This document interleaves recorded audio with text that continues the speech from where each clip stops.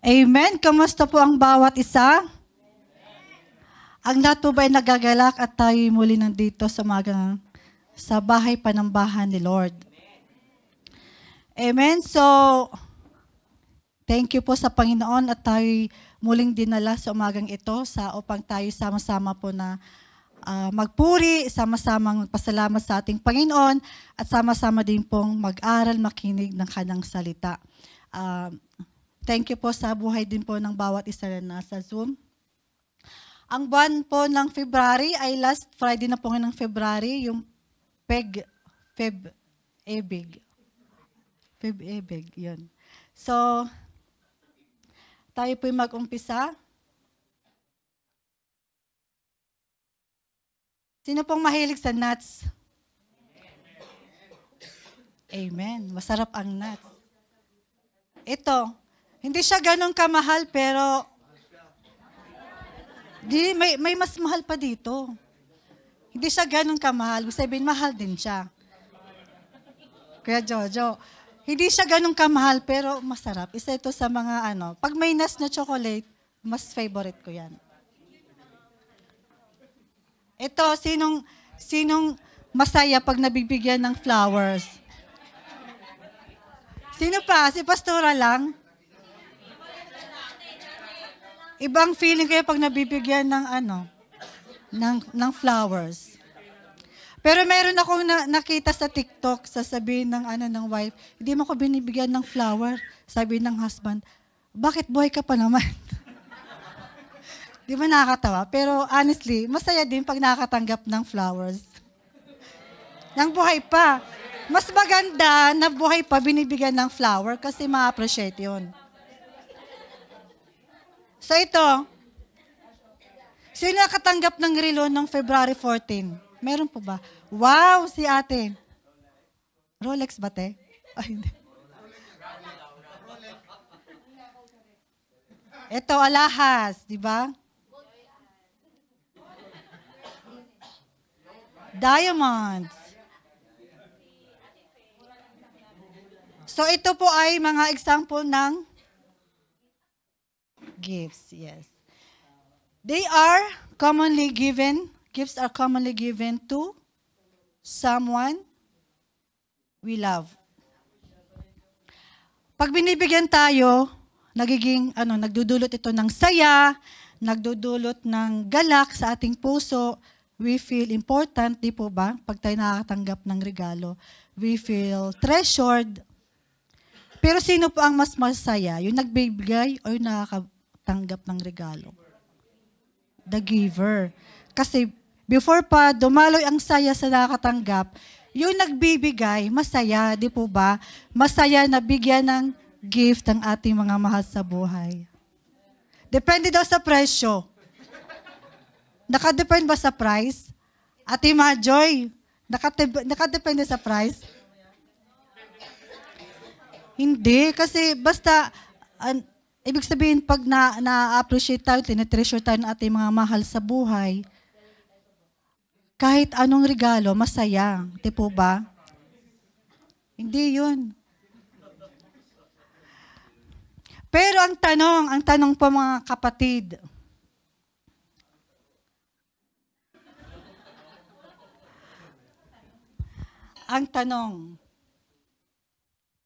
tatanggapin mo ba ang isang regalo pag binigyan ka, pero hindi mo alam kung sino nagbigay nito? Kaya Jojo, pagbukas mo ng pinto, may malaking box, ang ganda ng balot.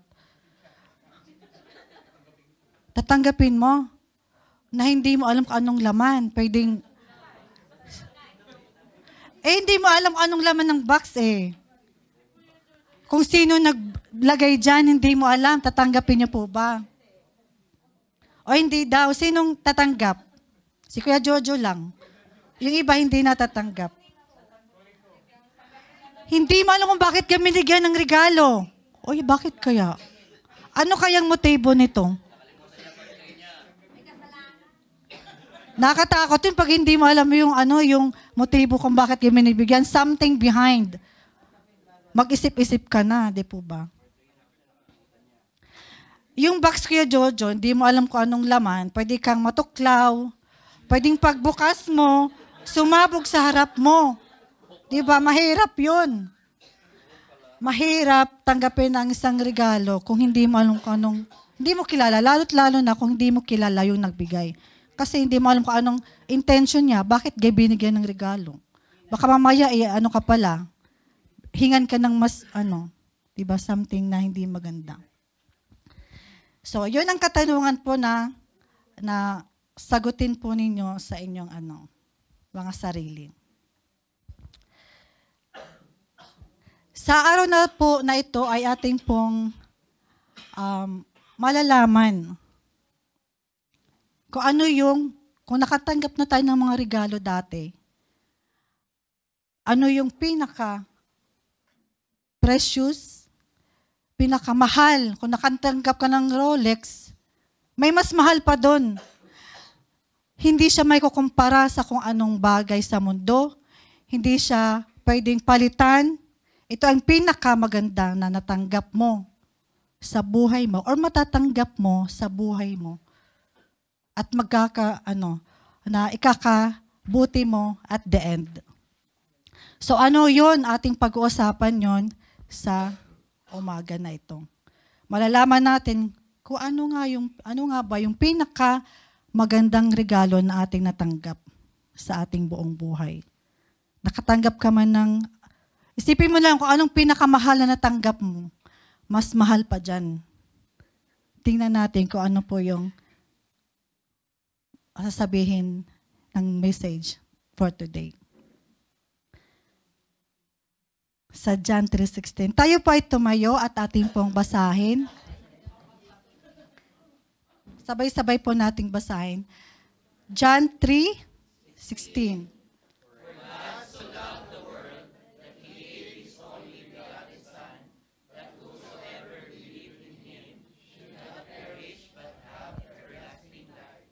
Amen. Tayo po ay manalangin. Father God in heaven, Lord, salamat po muli Panginoon sa araw na ito. Thank you sa iyong pagtawag sa akin, Ama, na siyang maghatid ng inyong salita.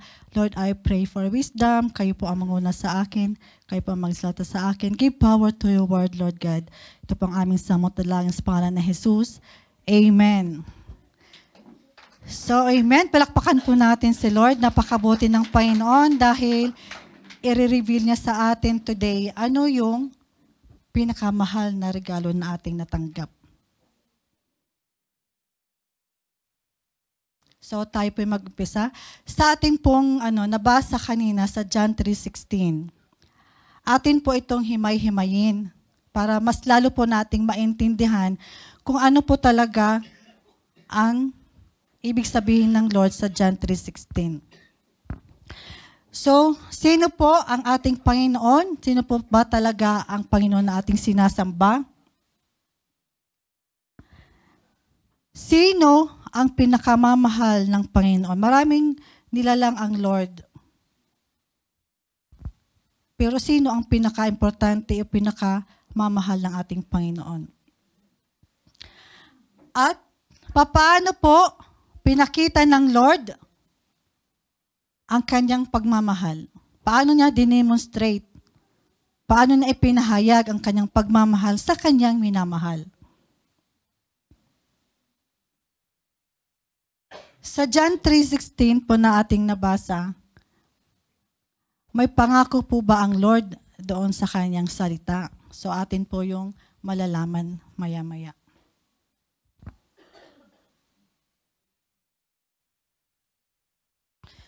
Sa Book of John po, ang setting po natin ay, si Lord po ay dito po siya na area na to laging naglalagi sa Capernaum. And sa John 2, doon po natin mababasa yung kanyang first miracle. From Capernaum, bumaba po siya dito sa Cana, wherein doon po yung invited po sila sa kasal. Nabasa niyo po yon na yung miracle na ginawa ng Panginoon, yung tubig, He turns into wine. So dito po yan sa Cana nangyari. Then after that, bumalik po siya dito. Dito po siya naglalagi. And sa Bethsaida naman, dito ni Lord tinawag si Nathanael, wherein doon din nakatira si Peter and Andrew, yung first two disciples ng ating Diyos. So dito siya nagmamalagi, and sa Jordan River, dito din po si Lord na baptized. So ito po yung setting ng John, Book of John. Na ating pong umpisahan na basahin sa John 3, 1-4 po. There was a man of the Pharisees named Nicodemus, a ruler of the Jews. So dito po sa John 3, nagkaroon po ng conversation si Nicodemus and Jesus Christ. Nicodemus po ay isang Pharisee, a ruler of the Jews. Pharisee po ay sila po yung religious group wherein very strict po sila sa law of Moses, yung mga the Torah also, and yung kanilang mga beliefs, traditions, talagang sinusunod nila yon. And itong si Nicodemus, sa verse 2 po, he came to Jesus by night. Alam naman po natin, paggabi lang tayo lumalakad, may something yun. Kasi pag umaga, ibig sabihin, hayag ka, anyone can see you, wala kang tinatago. So, he came by night, ibig sabihin, mas prefer ni Nicodemus, sa gabi niya kausapin si Jesus Christ. That time po, si Lord po ay napaka-famous na po. So, naririnig na siya ng mga tao ni Nicodemus at sa ibang mga Sanhedrin. So, gusto niyang makausap si Jesus Christ for something. Kaya siya po ay lumapit sa ating Panginoon during the night para magkaroon siya ng private conversation, para hindi siya makita o mapansin ng ibang tao, makita ng mga member ng Sanhedrin. Sabi niya, Rabbi, we know that you are a teacher. Come from God, for no one can do these signs that you do unless God is with him. So Nicodemus is acknowledging Jesus, his wisdom, his teachings. And pansinin po natin, ang ginamit dito ay we. Ibig sabihin, hindi lang si Nicodemus ang nakapansin. Hindi lang si Nicodemus ang nagkakaroon nakakarinig ng mga teachings ni Jesus Christ at ina-acknowledge na siya po ay teacher. So ang rabbi po, ibig sabihin ay teacher. Sabi ni Nicodemus, hindi ka makapagturo ng mga katuruang ito kung hindi ka galing sa Diyos. So, sa statement na to, makikita po natin na Nicodemus is curious sa kanyang mga naririnig. Alam natin na very strict siya sa kanyang religious beliefs, pero ano itong mga tinuturo ni Jesus Christ? Kaya po siya lumapit kay Lord. Meron na siyang curiosity, meron siyang gustong malaman, mayroon siyang tanong na may gusto niyang malaman sa ating Panginoon. Kaya ang sabi ng Lord, nung pumunta si Nicodemus sa Panginoon, sabi ng Lord, Jesus answered to him, Verily, verily, I say to you, unless one is born again, he cannot see the kingdom of God. Ngayon, pag sinabi ni Lord na, verily, verily, that means, ito ay napaka-importante. Ang kanyang sasabihin ay napaka-importante na kailangang makinig ang kanyang kaharap, kailangang makinig at tanggapin kung ano ang kanyang sasabihin. So since si Nicodemus ay kausap ni Lord, sinasabi ng Panginoon na kailangan kang makinig sa aking sasabihin. Na unless one is born again, he cannot see the kingdom of God. Nicodemus is not understanding kung anong mga tinuturo ng Lord. Kaya hindi niya maintindihan. Kasi ang sabi ng Panginoon, maintindihan mo lang ang mga teachings ko, ang mga ginagawa ko, kung ikaw ay na-born again. Unless you are born again, he cannot see the kingdom. That means kung hindi ka born again, hindi mo maintindihan kung anong mga teachings ng Panginoon. Kailangan ma-born again para maintindihan mo ang kanyang mga sinasabi. So Nicodemus is still not understanding na sinasabi ng Lord. Sabi niya sa verse 4, "How can a man be born when he is old?" So wala talagang idea si Nicodemus kung anong sinasabi ng Panginoong Hesus that you must be born again. Ang iniisip niya ay iba. Paano nga ba naman ang isang tao babalik sa pagiging baby at babalik sa sinapupunan? Hindi naman yun possible, di po ba? Kaya nagtanong si Nicodemus ng ganitong katanungan. Hindi niya maintindihan ang sinasabi ng Lord kasi he is not born again. As Jesus have said, pag hindi ka born again, hindi mo maintindihan ang sinasabi niya. So ito po yung nire-refer ni Nicodemus, yung baby na babalik sa sinapupunan. He was referring to the physical birth. Since hindi naintindihan ni Nicodemus ang ibig sabihin ni Jesus about being born again, ano ang sagot ni Lord sa kanya? Para mas lalo pa niyang maintindihan. Sabi ng Panginoon, "Verily, verily, I say to you, unless one is born of water." Kaninang sabi ng Lord, unless one is born again. Pero since hindi naintindihan ni Nicodemus, sinagot siya ulit ng Lord. Unless one is born of water and the Spirit, he cannot enter the kingdom of God. Sa mga bagay nito, mas lalong hindi pa naintindihan ni Nicodemus. Lalo siya naguluhan. Ano yung born of water? Ano yung born of the Spirit? Kasi kung hindi ka na born of water and the Spirit, hindi ka makakapasok sa kaharian ng Diyos. Pero Nicodemus, since Nicodemus is not born again, hindi niya ito maintindihan. So ano nga po ba ang born of water and of Spirit? Ang born of water, ang ibig pong sabihin nito ay baptism. Literal act of baptism. Wherein, di po ba ini-immerse tayo sa tubig? Sino po nabaptize dito? Naka-experience ng baptism. We are immersed in the water, then umaahon. So yung immersing natin sa water ay symbolizing purification and repentance. Yung ating paglubog natin sa tubig, kasama nating namamatay ang ating mga old self. Pag-ahon po natin, nandun po ang pagpapatawad ng Lord sa ating mga kasalanan. Di po ba? Yung pag-purify ng Panginoon, ito po yung symbolism ng ng baptism po. Yung immersion of water at saka yung pag-ahon. Symbolizing purification and repentance. Ano naman po yung born of the Spirit?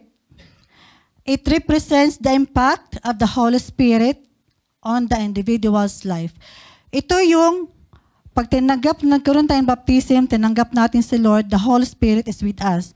The Holy Spirit will work within us. So nagkakaroon tayo ng transformation, pagbabagong buhay. Ito yung gawa ng banal na Espiritu, born of the Spirit. We are changed by the Lord from glory to glory. Yung pagbabago natin sa ating buhay from the old self to the new self ay hindi po gawa natin. Gawa po ng Holy Spirit. Yun po ang born of the Spirit.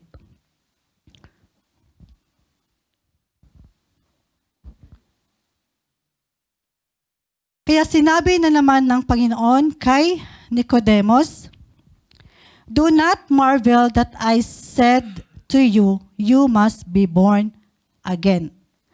Huwag ka nang magtaka. You must be born again. Ang you po sa English grammar, pwede po siyang singular, pwede pong plural. You, Nicodemus, must be born again. Or you, tayo, must be born again. You can also refer to the Sanhedrin, kasama niyang mga religious people, or pwedeng tayo, you must be born again. Sa verse 8, the wind blows where it wishes, and you hear the sound of it, but cannot tell where it comes from and where it goes. So ang hangin daw po ay pwede nating marinig. Di po ba pag bagyo, naririnig natin ang hangin? Nararamdaman natin ang hangin. Pero hindi natin alam kung saan ba galing ang hangin. Saan tutungo ang hangin? East, west, wala. Basta may hangin. Hindi natin alam. Basta alam natin may hangin. The wind. Ganon din sa mga taong na born again. The one who has been born of the Spirit. Hindi natin alam kung paano kumilos ang banal na Espiritu sa ating mga buhay. So ganon po tulad ng Panginoon ang born of the Spirit sa isang hangin. So para po natin mas lalo pong maintindihan ang paano po ba ang born again, born of the Spirit, born of water, tingnan po natin the four truths of John 3:16. Kung atin lang pong basahin ng dire-diretso, atin pong sasabihin na isa lang ang ibig sabihin ng Lord. Pero kung atin pong himay-himayin, magkakaroon po tayo ng 4 na katotohanan na sinasabi ng Lord sa John 3:16. So ito po yung magiging points natin sa ating message for today. And ito po yung magre-reveal kung ano po yung title natin at the end. So akin po muling basahin ang John 3:16. For God so loved the world that He gave His only begotten Son, that whosoever believeth in Him should not perish but have everlasting life.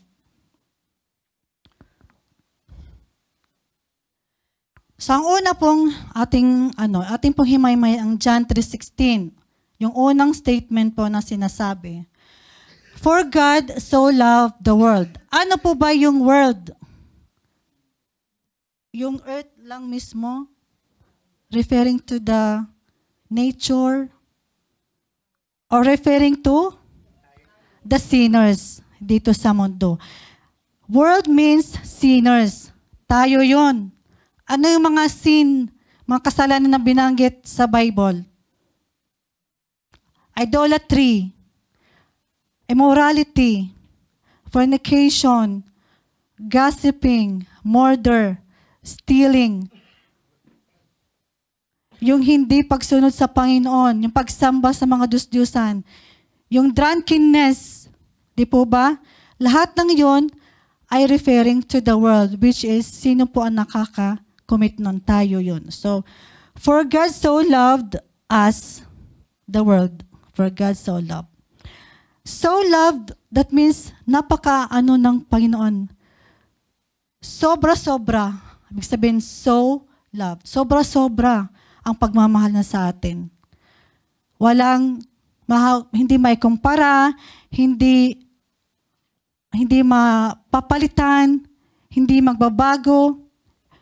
Ganun ang pagmamahal ng Lord sa atin. Napakalaki. Ang ating pong Panginoon ay merciful. Merciful. Deserve natin maparusahan dahil sa ating mga kasalanan.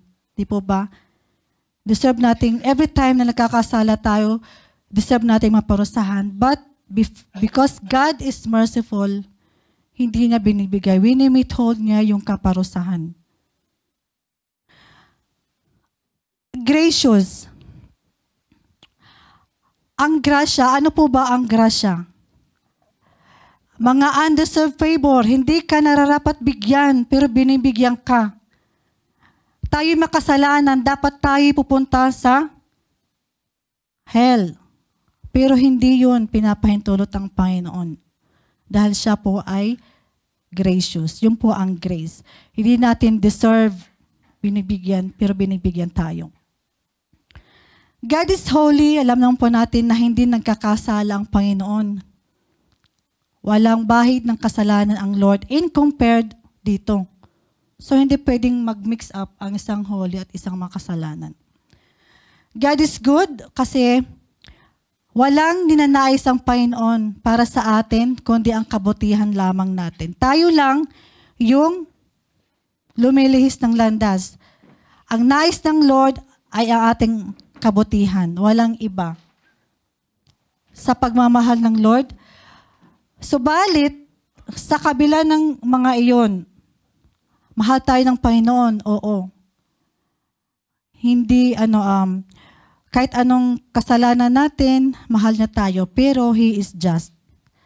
Lahat ng pagkakamali na nagagawa natin, in thoughts, in words, in deeds, lahat po yan ay may consequence. Hindi pwedeng wala. Lahat ng yan. Hayag man o hindi, tayo lang, hindi man alam ng kapatid mo, ng taong beside mo, hindi man alam. Pero God knows everything. He is an all-knowing God. Alam niya ang mga pinag-iisip natin, ginagawa natin, mag-isa tayo, alam na niya lahat yun.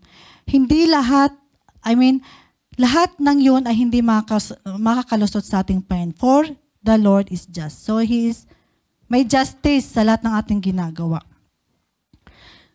So yun. Sa second truth po, that He gave His only begotten Son. Binigay ng Diyos ang kanyang nag-iisang anak. Napakasakit sa isang magulang, isakripisyo ang isang anak. This is kind of sacrificial love, you know. Yung ibigay mo yung anak mo para tubusin ang kasalanan,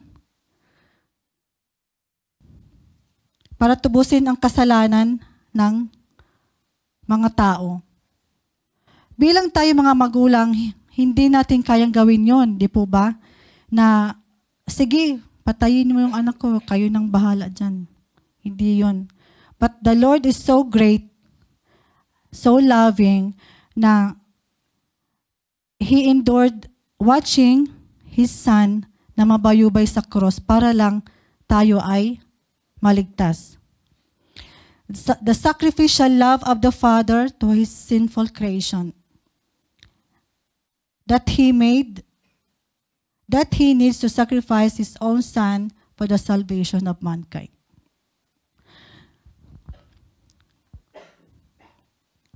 Hindi po madaling gawin bilang mga tao na kahit kilala mo, kunwari, si Kuya Rod, yung anak niya, di po ba? Ibigay ang anak niya para i-sacrifice, para sa atin, nakilala niya. Hindi niya gagawin yon kasi mahirap bilang tao gawin. Pero the Lord, ginawa niya para po sa ating lahat. So ito yung sinasabi ko kanina, mahirap gawin ang mga bagay na ito. Kung atin lang pong i-internalize yung ginawa ng Panginoon, we will be blessed kasi ginawa niya yung para masave ka, masave ako, tayo na nandito ngayon. Kailangan nating intindihin yun. Ginawa ng Panginoon, namatay ang kanyang anak sa krus ng Kalbaryo para sa mga kasalanan natin. Kasalanan mo na tayo dapat ang ipapako doon sa krus. Tayo dapat ang maparusahan pero hindi inalaw ng Panginoon. Mas ginawa pa niya yung sakripisyo ang sariling anak. Ngayon ang sabi ng Lord sa that whosoever believeth in Him, whosoever. Ang whosoever po sa ibang translation ay whoever, everyone, whosoever. So iba't ibang salita po ang ginamit sa iba mga translation. Whosoever believe kay Jesus Christ. Whosoever. Ano po ba ang ibig sabihin ng whosoever? Para ba sa lahat? O para sa mga pinili lamang? Ano po sa tingin nyo? Whosoever believe in Him. Pag sinabi pang whosoever, that means mayroong maniniwala, mayroong hindi. Whosoever. Whosoever. That means hindi lahat maniniwala. But Jesus died to pay the penalty of sin of all. But this is effective and efficient only to those who will believe. Namatay ang Lord para sa lahat. Pinako siya sa cross para sa kasalanan ng lahat. Pero ang ginawa niya will only be effective, efficient, mag-i-effect lamang yun kung ikaw ay naniwala. For those who believe. Pag hindi ka, kahit ginawa ni Lord yon, namatay siya sa krus para sa kasalanan mo, para maligtas ka, but you did not believe, you don't believe, hindi yan mag-i-effect sa'yo. So yun po ang ibig sabihin yan. For God so loved the world that He gave His only begotten Son, whosoever believe in Him should not perish but have everlasting life. Yun po yung text natin. Ngayon, ang katanungan po, ano yung whosoever? Atin pong we go deeper. Ano po yung whosoever? Ngayon, tayo po ay makasalanan. Tayong lahat. How can one believe when he is totally depraved? When he is totally corrupted? When he is totally morally bad?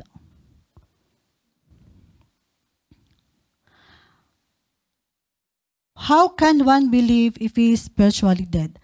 Ang kasalanan po, the wages of sin is death. Tayo po na makasalanan ay patay sa spirito.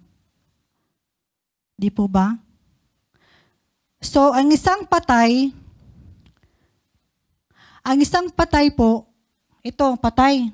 Wala siyang senses. Cannot see, cannot hear, cannot smell, cannot touch, cannot taste. Wala siyang senses. Hindi humihinga kasi nga physically dead. Ito nangyayari pag tayo'y nagkakasala. Tayo makasalanan, that means we are we are spiritually dead pag tayo nagkakasala. So pag spiritually dead ka, hindi mo maririnig ang sinasabi ng Lord. Hindi mo makikita ang sinasabi ng Lord. Gaya ni Nicodemus, he is spiritually dead. Hindi niya maintindihan si Lord kasi he is spiritually dead. Hindi niya maintindihan, hindi niya ma-internalize kung ano yung sinasabi ng Panginoon. So yun po ang nangyayari sa isang taong patay spiritually.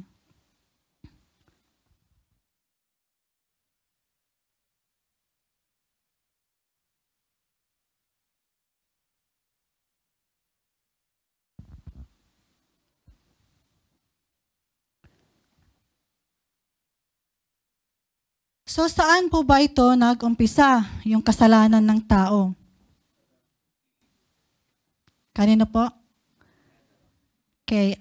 Doon sa creation. During the creation, God created everything good and perfect. Di po ba? Lahat maganda, sabi niya, all is good. Ang tao po ay nilalang ng Lord in His own image and likeness. So napakaganda po ng creation.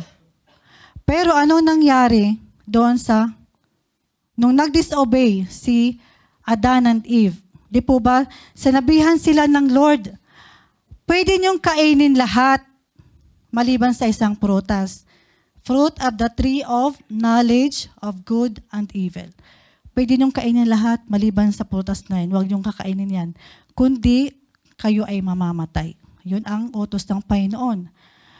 Pero Adam and Eve did not listen. Kinain nila yun. Nagkaroon ng unang pagkakasala ang mundo. Disobedience. Nag-disobey sila sa Lord, which is, ang sabi ng Panginoon, pag kinain nyo yan, kayo'y mamamatay. So kaya, nung kinain nila, nung nag-disobey sila sa Panginoon, at that time, nagkaroon sila ng death spiritually. Nagkaroon ng disconnection from the Lord. Walang connection sa Panginoon.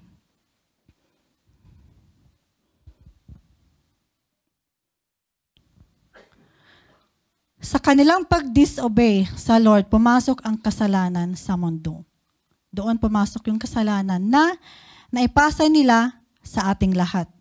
So from Adam until this point, we are all sinners. We are all dead. Dahil sa kasalanan, we are all dead in sin. Ngayon, ito po yung nangyari. Dahil sa kasalanan, corrupted nature na tayo. We have a sinful nature bilang mga humans. Separated from the presence of God. Siyempre, God is holy. So, hindi pwedeng mag-meet ang isang sinner at isang holy. Hindi pwedeng magtagpo. Putol ang relasyon natin sa ating Panginoon. We are all unrighteous sa harap ng Panginoon. Filthy rags sa harap ng ating Panginoon. Bilang mga makasalanan, spiritually dead, dito na binuhay ng Lord ang ating mga spirito. And He made alive. That means tayo. From being spiritually dead, tayo ay binuhay ng Panginoon. Ito po ay mababasa natin sa Ephesians 2:1. And He made alive who were dead in trespasses and sins. Si binuhay ng Panginoon ang isang patay na makasalanan. Sa Romans 6:11 po, sinasabi doon, we are dead to sin, but we are alive to God in Christ Jesus.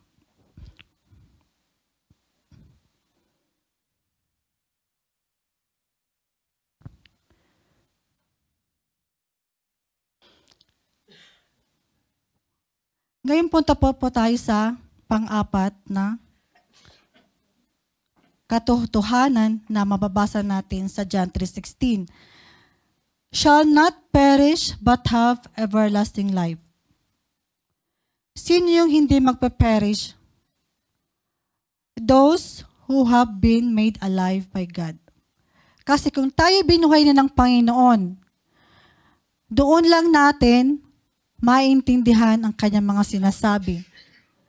Doon lang natin ma-internalize kung anong mga teachings ng ating Panginoon. Di po ba, nung tayo wala pa sa Panginoon, hindi natin maintindihan. Hindi natin ma-appreciate. Wala tayong desire magsimba. Wala tayong desire makinig ng kanyang mga salita. Pero once tayo binuhay ng Panginoon, nandito ka ngayon, nandun ang desire mo, makinig, magsimba, umawit sa Panginoon, magpuri sa Panginoon, it's because binuhay na ng Lord ang ating banal na ating spirito. Binigyan na ng Lord ang kanyang banal na spirito sa atin.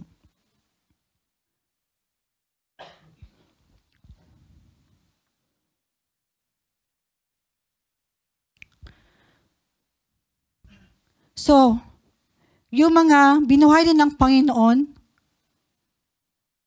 ito yung magkakaroon ng everlasting life. Sila yung maliligtas.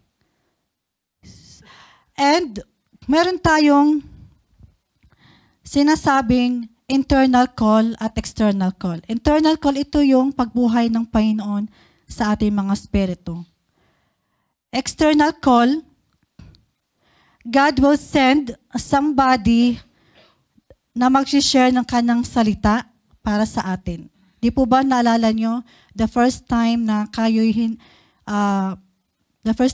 sinira ng salita ng Lord, na sinira ng gospel ng Panginoon, yun po ay ang tinatawag na external call. Ang internal call ay gawa ng Panginoon. So, everything po ay gawa ng ating Panginoon. Ang pagkakaroon po ng buhay na walang hanggan ay gawa ng ating Panginoon. Hindi po dahil sa atin. All because of the grace of God.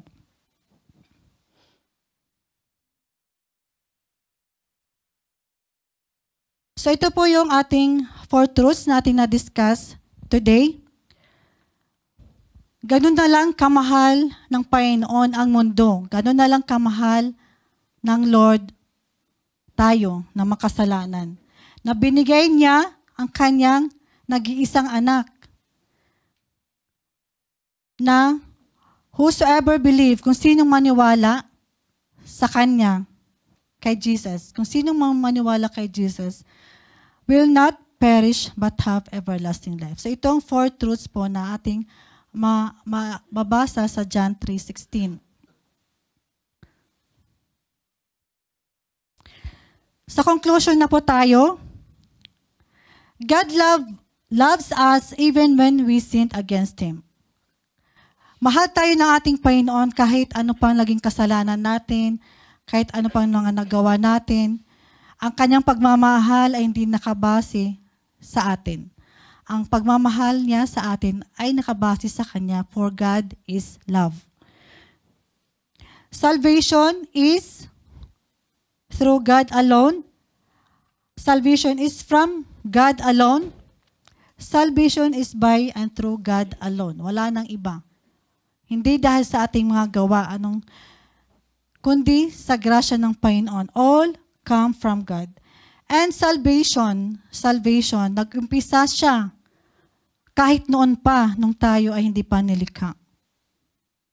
Nandun na yung redemptive plan ng Lord na i-save ang mankind. Nandun na kasi alam ni Lord na magkakasala tayo. So, nandun na ang kanyang plano na anong gagawin niya upang ma-save ang mundo from eternal condemnation. The greatest gift that we receive comes from the greatest sacrifice that the Father had promised. Ano yung gift ng Lord? Binigay niya ang kanyang nag-iisang bugtong anak para tayo ay maligtas. Yun ang pinaka maganda, pinaka importante, pinaka special na gift na ating natanggap sa ating buhay. Ang kaligtasan na nagmumula lamang sa ating Panginoon. Walang pwedeng may kumpara sa pagmamahal na yan. Walang pwedeng pumalit na kahit ano paman yung pagmamahal ng Lord sa atin. Yung kaligtasan na kanyang binigay doon sa cross ng Kalbaryo.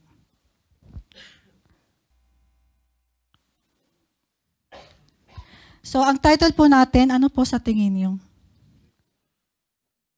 Sino kaya ang makakaano? Sino pa? Mayroong ano?